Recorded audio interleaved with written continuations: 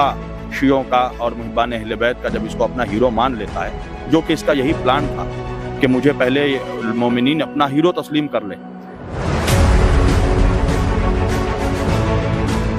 اس کا مطلب یہ ہے کہ یہ کوئی معمولی شخص نہیں ہو سکتا،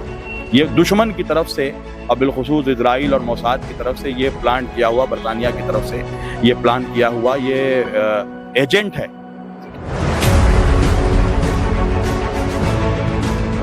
وہ اہل بیت کی محبت کا دعویٰ کرتا ہے اور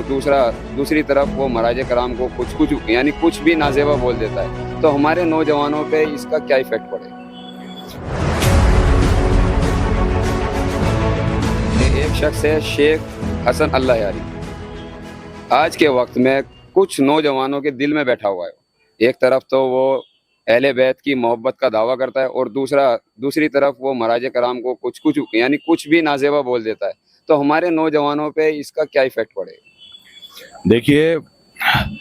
اس دنیا نے اور اس دنیا کی بڑی طاقتوں نے بالخصوص یہود و نصارہ نے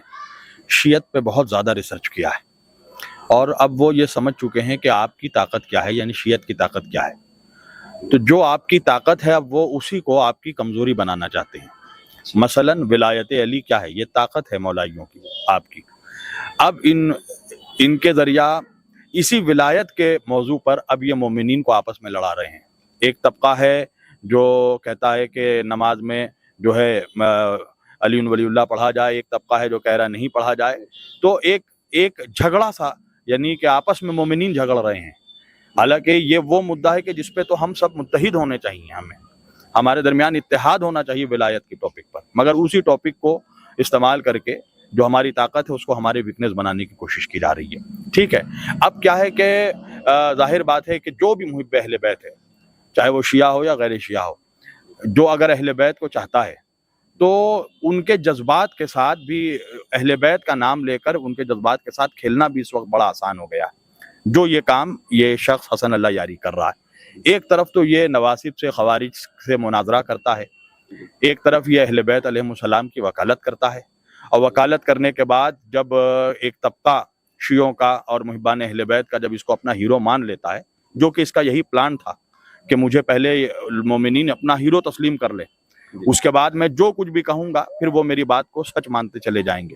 تو اسی یعنی بے وقوفی والی سوچ نے اس کو مجبور کر دیا کہ یہ اپنے مشن کی طرف بڑھتا رہے، اور اس نے جو ہے مراجع کے خلاف جو ہے زبان درازی شروع کر دی۔ باقاعدہ میں نے دیکھا اس کے ایک دو حالیہ شوز کے جس میں اس نے آیت اللہ سستانی کے کفر پہ، آپ سوچیں نعوذ باللہ، آیت اللہ العظمیٰ سید علی ان سستانی کے کفر پہ اس نے جو ہے شو بنایا ہے، اور مراجع کو کھل کر گالیاں دے رہا ہے، امام خمینی کو، آیت اللہ خامنائی کو، مرجعیت کے خلاف کھل کر وہ بول رہا ہے۔ تو اس کا مطلب یہ ہے کہ یہ کوئی معمولی شخص نہیں ہو سکتا، یہ دشمن کی طرف سے اور بالخصوص اسرائیل اور موساد کی طرف سے یہ پلان کیا ہوا، برطانیہ کی طرف سے یہ پلان کیا ہوا یہ ایجنٹ ہے کہ جس نے اپنے آپ کو پہلے تو مولائیوں کا ہیرو بنایا، اور اس کے بعد جو ہے پھر مرجعیت کے خلاف جو ہے زبان کھولنا اس نے شروع کر دیا۔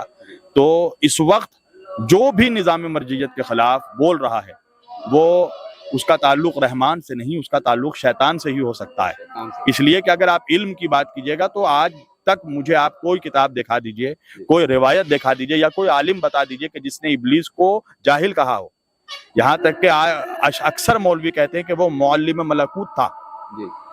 تو صرف علم ہونا جو ہے یہ دلیل نہیں ہے کہ آپ ہدایت پر بھی ہیں، سمجھیں؟ یعنی کوئی عالم بھی گمراہ ہو سکتا ہے اور دوسروں کو گمراہ کر بھی سکتا ہے۔ تو یہ وہی گمراہ شخص ہے جو خود بھی گمراہ ہے اور یہ قوم کو بھی گمراہ کر رہا ہے گمراہ۔